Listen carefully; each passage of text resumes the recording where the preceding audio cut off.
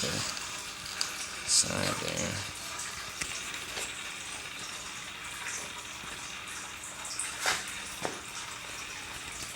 Okay, what are we looking at? Well, the bottom here you got your negative rail, and on top here you got the positive rail, and the bus cap hooks into that. And what you want to do is you want to get it as close as possible. So I've got it bolted directly on to the bus bar down there, and this cap just happened to be have enough spacing to fit in there, but you can't use the hardware that comes with it because that'll touch the cap, and that's gonna short. That's bad. These are the decoupling caps. Now basically what these do is during switching, when you switch it off, the inductor wants to keep the current flow going, and so the diode takes over, and when the diode stops carrying the current and it goes onto the IGBT, it creates a voltage spike, and this eats up some of that. So those yellow caps we got from the junkyard seem to work pretty great for that. Okay. And you just want to get them you want to get the leads as short as possible and keep them as close to this as you can. That's really important. And a bridge rectifier can just be any old bridge rectifier. Now this right here, that's a bypass cap, so if it ever hits the primary, this will take the sparks current from the negative rail to the grounded heatsink, so it supposedly avoids blowing up your bridge. And then on the bottom we got the gate connections. Now on this one, you see I got the blue and green, they're similar colors. These both turn on at the same time, and these both turn on at the same time. And you gotta oppose them on these things, or to get it to switch right, basically. So let's see, it'll switch on the positive one here and the negative one on this one. So this will be negative and that'll be positive during one cycle. I guess that's pretty much it. It's not that hard. Oh really? Can't forget the gate drive transformer. The number of turns has nothing to do with the ratio. It's a 1-to-1 transformer, but I put more turns on it so that it doesn't saturate as much when it's in test mode. And this little ferrite bead right here keeps some of the noise off of the driver board.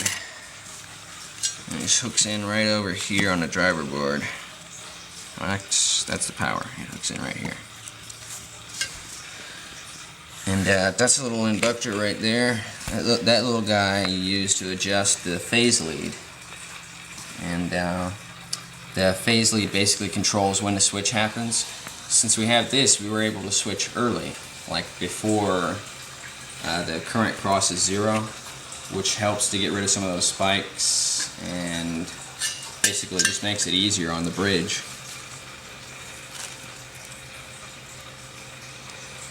Not a lot under there. Nothing on the bottom, actually. There's no components on the bottom.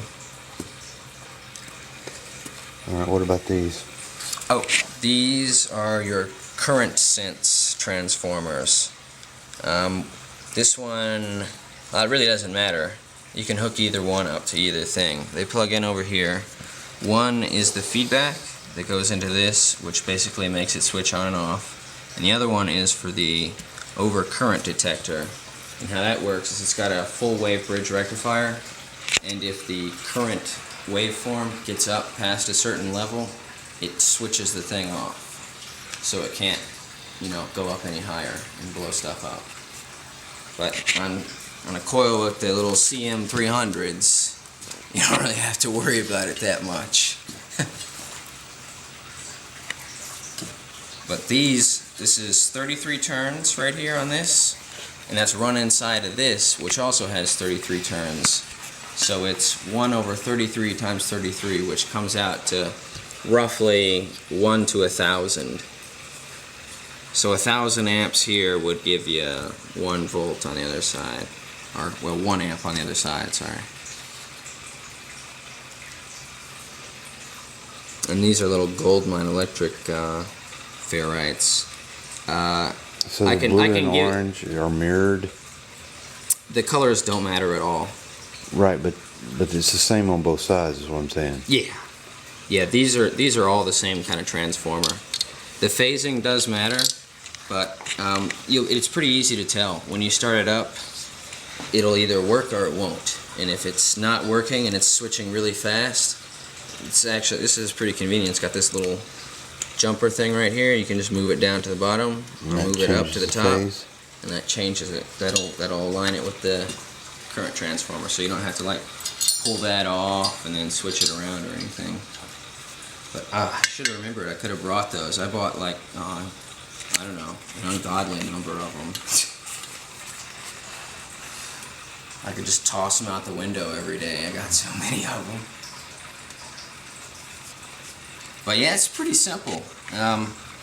Like I said, the reason it took me so long is because I had to learn everything the hard way. And you can't try and be cheap either and overstress the components. That is how you get failed components right there.